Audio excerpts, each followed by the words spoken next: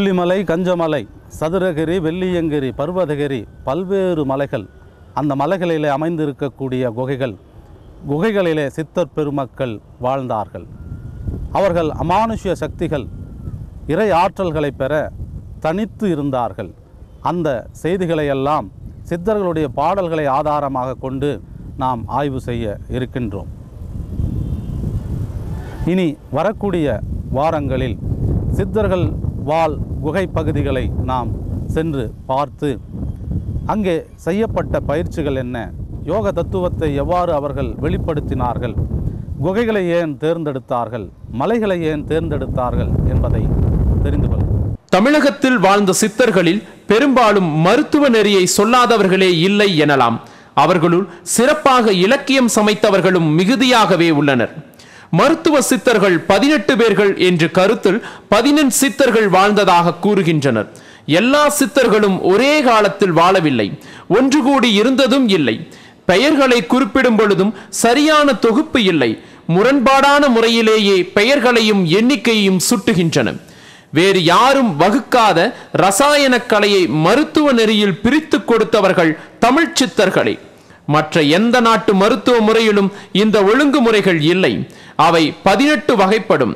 கலங்கு, செந்தூரம், குறு, மெழுகு, செய்நீர், திராவகம், எண்ணெய், ரசக்குளிகை, நவலோக பற்பம், நீற்றினத்தாது, உருக்கினத்தாது, வண்ணத்துக்கு ஆதி, சுண்ணம், கட்டு, சத்ரு, மித்ரு, செந்தூரத்திற்கு ஆதி, சத்து மாற்று என்பனவே அந்த 18 ஆகும். இந்த 18 ரசவாத மருத்துவ நெறியை வகுத்தவர்கள் 18 வித நெறி வகுத்தவர்கள். ஆகவே 14 சித்தர்கள் என்றும் சிலர் கூறுவர். சித்தர்கள் கால எல்லைக்குள்ளேயோ அல்லது நில எல்லைக்குள்ளோ கண்டிப்பா உட்படுத்தப்பட முடியாதவர்களாகத்தான் இருந்திருக்காங்க. ஏன்னா உலகம் முழுவதும் சித்தர்கள் இருந்திருக்கிறாங்க அப்படின்னு தான் பல ஆராய்ச்சி நூல்கள் சொல்லுது. உலகம் முழுவதும் எல்லா காலகட்டங்களிலும் சித்தர்கள் இருந்திருக்கிறாங்க. ஏன் இப்ப கூட இருக்கிறாங்கன்னே சொல்லலாம். சித்தர்கள் பல பேர் தங்களை அறிமுகப்படுத்திக்காம, வெளிக்காட்டிக்காம, உலகத்தோடு ஒட்டாம தனிமையில் இன்னும் இருப்பதற்கான வாய்ப்புகள் அதிகமாகவே இருக்குது. நம்மளுடைய அது அறிவுக்கு எட்டவில்லையே ஒழிய நிச்சயமாக சித்தர்கள் இன்று இருப்பதற்கான சாத்தியக்கூறுகள் அதிகமாகவே இருக்கு. எல்லா நாடுகளிலும் சித்தர்கள் இருந்திருக்கிறாங்க. நாடு, இன, மொழி இந்த வேறுபாட்டின் காரணமாக பல்வேறு பெயர்கள் அவங்க அழைக்கப்படலாமே ஒழிய, ஆனா அவர்களுடைய குணாதிசயங்களும் அவர்கள் இந்த உலகத்துக்கு தந்த கருத்துகளாகட்டும், மருத்துவ முறைகளாகட்டும் எல்லாமே ஏறத்தாழ ஒன்னோடு ஒன்று தொடர்புடையதாகத்தான் இருந்திருக்கு. நம்மளுடைய இந்தியாவிலேயே வட இந்தியாவில் இருக்கக்கூடிய சித்தர்களை நவநாதர்கள் அப்படின்னு அவங்க சொல்றாங்க. நம்ம தமிழ்நாட்டில் இருக்கக்கூடிய சித்தர்களுக்கும் வட இந்தியாவில் இருக்கக்கூடிய சித்தர்களுக்கும் நிறைய வேறுபாடு இருக்கு. என்ன அப்படின்னு பார்த்தோம்னா, வட இந்தியாவில் இருக்கக்கூடிய சித்தர்கள், அதாவது நவநாதர்கள், அவங்க எப்பவுமே தனிமையில இருக்கவே மாட்டாங்களாம். அவங்க எப்பவுமே கூட்டமாக ஒரு இயக்கமாக இயங்கக்கூடியவர்களாகத்தான் இருந்திருக்காங்க நவநாதர்கள், அதாவது வட இந்திய சித்தர்கள். ஆனா தமிழ்நாட்டில் இருக்கக்கூடிய அல்லது இருந்த 14 சித்தர்கள் இருக்காங்க இல்லையா, அவங்க யாரும் இயக்கமாக ஒரு கூட்டமாக இயங்கக்கூடியவர்கள் அல்ல. அவங்க ஒவ்வொருவரும் தனித்தனியாக இருந்து தனித்தனியாக அவர்களுடைய கண்டுபிடிப்புகளை, அவங்க இந்த உலகத்துக்கு சொல்ல நினைச்ச விஷயங்களை தனித்தனியாக சொல்லி இருக்கிறாங்க. இப்படி உலகம் முழுவதும் பரவி இருந்த சித்தர்கள் இவங்க சில பேர் பார்த்தீங்கன்னா கருவிலேயே, அதாவது அவங்க பிறக்கும் பொழுதே சித்தர்களாகவும் ஞானிகளாகவும் இருந்திருக்கலாம். அவங்க கருவிலே திருவுடையவர்கள் அப்படின்னு சொல்லுவாங்க. அப்படிப்பட்டவர் தான் நம்மளுடைய ஞான சம்பந்தரும் ராமலிங்க அடிகளாரும். சில பேர் பார்த்தோம்னா இறை அருளால, இறைவனுடைய அருளால அவர்கள் சித்தர்களாக மாறியிருப்பாங்க. நாயன்மார்களும் ஆழ்வார்களும் அப்படிப்பட்ட வகையை சார்ந்தவங்க தான். அவங்க வெறும் பாடல்களை மட்டும் எழுதிட்டு போயிடல, அவங்க நிறைய சித்து விளையாட்டுகளில் ஈடுபட்டதா நூல்கள் சொல்லுது. மூன்றாவதும் ஒரு வகையினர் இருக்கிறாங்க. அவங்க முழுமையாக யோகத்தை பயின்று ஊழ்வினையினுடைய பயனாக சித்தர்களா மாறியிருப்பாங்க. அப்படி மாறியவர்கள் தான் தமிழகத்தில் இருந்த 14 சித்தர்கள். இப்படி சித்தர்கள் பிறப்பிலிருந்து பல்வேறு விதமான வகைகள்ல இவங்க இந்த மண்ணில் இருந்திருக்காங்க அப்படிங்கிறதுக்கு நிறைய ஆதாரங்கள் உண்டு. மனித உடல் 18 குணங்களை கொண்டது. அந்த குணங்களால், செயல்களால் வாழ்க்கை நிகழ்கின்றது. வியப்பு, இன்பம், உவகை, உறக்கம், கேதம், கையறவு, நரை, நினைப்பு, நீர்வேட்கை, நோய், பசி, அச்சம், பிறப்பு, மதம், வியர்வை, வெகுளி, வேண்டல், மரணம்.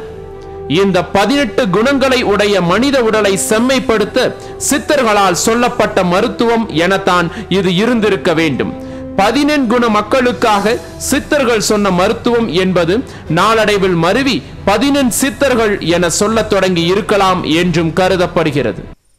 வேப்பமரம் மிகச்சிறந்த நுண் கிருமிகளை அழிக்கக்கூடிய மரமாகும். கிருமி நாசினியாக நம்முடைய பாரம்பரிய மூலிகை தாவரங்களில் முதன்மையானதாக வேப்பமரம் இருக்கின்றது. சித்தர்களுடைய கருத்துக்கள் அனைத்துமே விஞ்ஞான ரீதியான கருத்துக்கள் தான். அதேபோல் நம்முடைய இரு பெரும் வழிபாட்டு முறைகளான சைவம் வைணவம் என்று பார்க்கக்கூடிய நேரத்தில் சைவ வழிபாட்டு முறைகளிலே சிவபெருமானை வழிபாடு செய்வதற்காக நாம் வில்வம் என்கின்ற மூலிகை தாவரத்தை பயன்படுத்துகின்றோம். ஏக வில்வம் சிவார்ப்பணம் என்று சொல்லுவார்கள். ஏனென்றால் உக்கிரமூர்த்தியான ருத்ர தாண்டவம் ஆடக்கூடிய அந்த உக்கிரமூர்த்தியான சிவபெருமானை குளிர்விக்க வேண்டும் என்றால் இங்கே நமக்கு வில்வம் தேவை என்பதனை தெளிவாக சொல்லுகின்றது நம்முடைய வழிபாட்டு முறை. அதிகப்படியான உடல் வெப்பம் கிராமங்களிலே நடைமுறையிலே ஒரு வழக்கத்தை வைத்திருப்பார்கள். வில்வ பழங்கள் கீழே கிடக்கும், அதனை உடைத்து தலையிலிருந்து கால் வரை உடல் பாகங்கள் அனைத்திற்குமே அதனை தேய்த்து குளிக்கக்கூடிய நடைமுறை வழக்கத்தை வைத்திருந்தார்கள் அந்த நாட்களிலே. அதிகப்படியான உடல் வெப்பத்தினால் ஏற்படக்கூடிய பல்வேறு வகையான குறைபாடுகளை போக்கக்கூடிய தன்மை வில்வ மரத்திற்கு உண்டு. எப்படி உக்கிரமூர்த்தியான சிவபெருமானினுடைய அந்த உக்கிரத்தை தணிக்கின்றதோ அதுபோல அதிகப்படியாக ஜுரம் அடிக்கக்கூடிய நேரத்தில் வில்வ இலைகளை சிறிது சீரகமும் மிளகும் சேர்த்து ஒரு குடிநீராக காய்ச்சி குடிக்கக்கூடிய நேரத்திலே அந்த ஜுரத்தினுடைய வீரியம் தனியும் என்பதனை சித்தர் பாடல்கள் தெளிவாக நமக்கு உணர்த்துகின்றன. ஆகவே ஒவ்வொன்றுமே விஞ்ஞான ரீதியான கருத்துக்களை தத்துவங்களை உள் அடக்கியதுதான். அதே நேரத்தில் வைணவ வழிபாட்டிலே பார்க்கடலிலே பள்ளி கொண்டிருக்கக்கூடிய அரங்கநாதனை நாம் மகிழ்விக்க அவரை வழிபாடு செய்ய துளசி என்ற மூலிகையை பயன்படுத்துகின்றோம். மகாலட்சுமி அதனுடைய அம்சமாக துளசியானது நமது இல்லங்களிலே மாடம் வைத்து வழிபாடு செய்யக்கூடிய ஒரு தாவரமாக இருக்கிறது. துளசி மாடம் இந்தியர்களுடைய ஒரு பாரம்பரிய சின்னம். ஏனென்றால் துளசி அத்துணை மிகச்சிறந்த தாவரமாக கருதப்படுகிறது. இதில் என்ன தெரிகிறது நாம் தெரிந்து கொள்ள வேண்டும் என்றால், சளி இருமல் தொடர்பான குளிர்ச்சி சீதளத்தினால் ஏற்பட்ட அந்த குறைபாட்டை உஷ்ணகாரியான துளசியை கொண்டு நாம் போக்கலாம் என்கின்ற அறிவியல் தத்துவத்தை சித்தர் பெருமக்கள் மக்களினுடைய நன்மைக்காக வழிபாட்டு முறையிலே வைத்தார்கள். உள்ளத்திற்கும் உடலுக்கும் சேர்த்து இன்று செய்யப்பட்டு வரும் மருத்துவத்தில் தலை சிறந்ததாக ஹோமியோபதி மருத்துவத்தை கூறுகின்றன. அம்மருத்துவத்தின் தலையாய கொள்கை தன் நோய்க்கு தானே மருந்து என்பதுதான். எனவே ஹோமியோபதி மருத்துவத்திற்காக இக்கருத்தை வள்ளுவர் கூறியுள்ளார் என்று சொல்ல முனைவது பேதமையாகும். ஆனால் இன்றைய ஹோமியோபதி மருத்துவம் போன்று சித்த மருத்துவத்தில் அன்றிருந்த முல்லை முள்ளால் எடுக்கும் மருத்துவத்தை மனதிற்கொண்டு வள்ளுவர் சொன்ன கருத்து இன்று சிறப்பாக விளங்கும். சித்தர்கள் அவங்களுடைய பாடல்கள்ல சொல்லாத விஷயங்களே இல்லை. ஒவ்வொரு நோயும் அந்த நோயை பத்தின முழுமையான தகவல்களும் அந்த நோய்க்கான மருந்தும் மூலிகைகள், இந்த மூலிகை இந்த நோயை குணப்படுத்தும் அப்படின்னு ஒவ்வொன்றுமே பாகுபடுத்தி மிக அழகாக நேர்த்தியாக எளிய தமிழ்ல கொண்டு போய் நமக்காக சேர்த்திருக்கிறாங்க சித்தர்கள். இந்த பாடல்கள்ல மருத்துவம் மட்டும்தான் சொல்லியிருக்காங்களா அப்படின்னா நிச்சயமா இல்லை. வாழ்க்கைனா என்ன, எப்படி வாழ்வது, வாழ்க்கைக்கான தத்துவம் என்ன, வாழ்வியல் என்ன, இப்படி பல்வேறு மூலக்கூறுகளையும் அடக்கி நமக்காக பல்வேறு விதமான பாடல்களை இந்த மண்ணுக்காக கொடுத்து சென்றிருக்கிறார்கள் இந்த சித்தர்கள். இச்சித்த மருத்துவம் மேனாட்டு நாகரிகம் தோன்றுவதற்கு பன்னெடுங்காலத்திற்கு முன், அதாவது துவாபர யுகம் 2009க்கு, அதாவது 195 கோடியே 50,11,73 ஆண்டுகளுக்கு முன்னர் தோன்றியதாக வரையறுக்கப்பட்டுள்ளது. ஆகையால் நம் நாட்டு சித்த மருத்துவம் உலக மருத்துவத்திற்கே மூலகர்த்தாவாகும். உலக மருத்துவ நெறிகள் ரோமர் மருத்துவம் கிபி 300லும், யுனானி மருத்துவம் கிபி 600லும், கிரேக்க மருத்துவம் கிபி 900லும், அஷ்டாங்க ஹிருதயம் கிபி 900லும், அலோபதி என்னும் ஆங்கில மருத்துவம் கிபி 1775லும் தோன்றியதாக அறிஞர்கள் முடிவெடுத்துள்ளனர். எனவே சித்த மருத்துவம் மேற்கூறுபவை எல்லாவற்றிலும் மிக தொன்மையானது என்பவை மிக மிக தெளிவு. 2003ஆம் வருடத்தில் உலக நாடுகளையே அச்சுறுத்தி கொண்டிருந்த சார்ஸ் என்கின்ற ஒரு நோய், ஒரு கிருமி மூலம் உலகம் முழுவதுமாக பரவி கொண்டிருந்த சூழ்நிலையிலே விஞ்ஞானிகள், மருத்துவர்கள், ஆய்வாளர்கள் எல்லாம் என்ன செய்வதென்றே தெரியாமல் எத்தனையோ வகையான மருந்துகளை எல்லாம் நடைமுறைப்படுத்தி அதை கொடுத்து பார்த்து அவர்களுக்கு தோல்வியே ஏற்பட்டது. பிறகு சிங்கப்பூரிலே துளசியை பயன்படுத்தி சார்ஸ் நோயை விரட்டலாம் என்கின்ற ஒரு செய்தி ஊடகங்கள் மூலமாக வெளிவந்தது. பப்பாளி மரத்திலிருந்து பால் எடுத்து அந்த பாலில் இருந்து ஒரு மருந்தை கண்டுபிடித்து கிருமிகளை அழிக்கலாம் என்ற செய்தியும் அந்த தருணத்திலே வந்தது. ஆனால் காலம் காலமாக 5000 வருடங்களுக்கு முன்பு சித்தர்கள் எழுதி வைத்த அந்த பாடலிலே கிருமிகளை அழிக்கக்கூடிய ஆற்றல் துளசிக்கு உண்டு, பப்பாளிக்கு உண்டு என்று தெளிவாக குறிப்பிட்டிருக்கிறார்கள். நாம் தான் மறந்து போனோம். ஆகவே இனியாவது அப்படிப்பட்ட காரணிகளை எல்லாம் மறக்காமல் சித்தர்களுடைய தத்துவங்கள் அறிவியல் ரீதியான கருத்துக்களை கொண்டது, மிகச்சிறந்த நல்ல ஒரு ஆரோக்கியத்தை நமக்கு கொடுக்க வல்லது என்பதை நாம் புரிந்து கொள்ள வேண்டும். எத்தனையோ விஞ்ஞான வளர்ச்சிகள் இன்றைக்கு ஏற்பட்டிருந்தாலும் கூடவே நோய்களினுடைய பட்டியலும் அதிகரித்து கொண்டேதான் வருகிறது. அந்த வகையிலே நாம் இன்று வரை சந்தித்து கொண்டிருக்கக்கூடிய பிரச்சனைகள் என்று பார்த்தால் 2003 சார்ஸ் என்ற ஒரு குறைபாடு, அதற்கு அடுத்ததாக ஸ்வைன் ஃப்ளூ பறவை காய்ச்சல் என்று உலகம் முழுவதுமே வந்தது. அதற்கு அடுத்தது H1N1 வைரஸ் என்று சொல்லக்கூடிய பன்றி காய்ச்சல், இன்றைக்கும் ஆங்காங்கே பரவலாக இருக்கக்கூடிய டெங்கு காய்ச்சல்.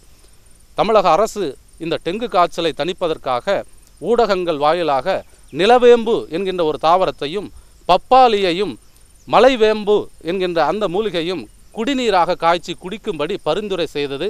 அப்படி மக்கள் குடித்தார்கள், இன்றைக்கு நல்ல ஆரோக்கியமாக இருக்கிறார்கள். இந்த சிக்கன் குனியா என்று வந்த அந்த குறைபாட்டினால் பாதிக்கப்பட்டவர்கள் இன்றளவும் கூட சரியாக நடக்க முடியாமல் அவதிப்பட்டு கொண்டிருக்கிறார்கள். எத்தனை வலுவாக இருக்கக்கூடிய ஒரு உடலாக இருந்தாலும் சிக்கன் குனியா என்று சொல்லக்கூடிய கிருமிகள் மூலம் பாதிக்கப்பட்ட அந்த குறைபாடு வந்தவர்கள் அத்தனையுமே தவழ்ந்து செல்லக்கூடிய ஒரு நிலையில் தான் இருந்தார்கள். மிக கொடுமையான 50 வருடங்களில் சந்தித்திராத ஒரு நோய் என்றால் அது சிக்கன் குனியாவைத்தான் குறிப்பிட முடியும்.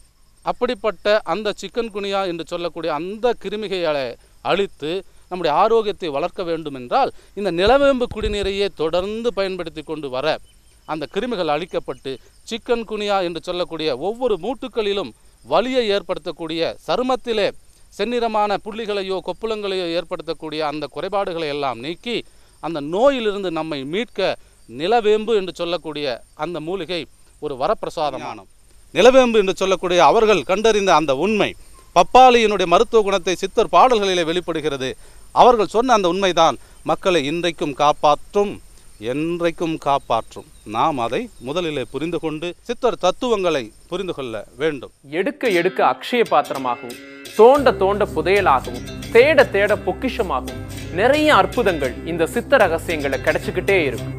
இந்த அறிவு தேடல் தொடரும். இது 8ஆம் அறிவு. உங்களுடன் Sivasakthi.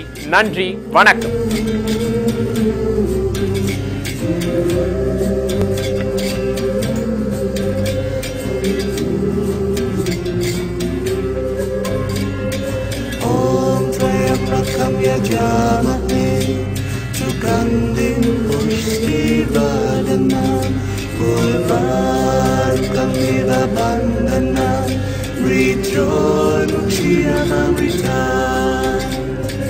Om Triambakam Yajamate Sugandhim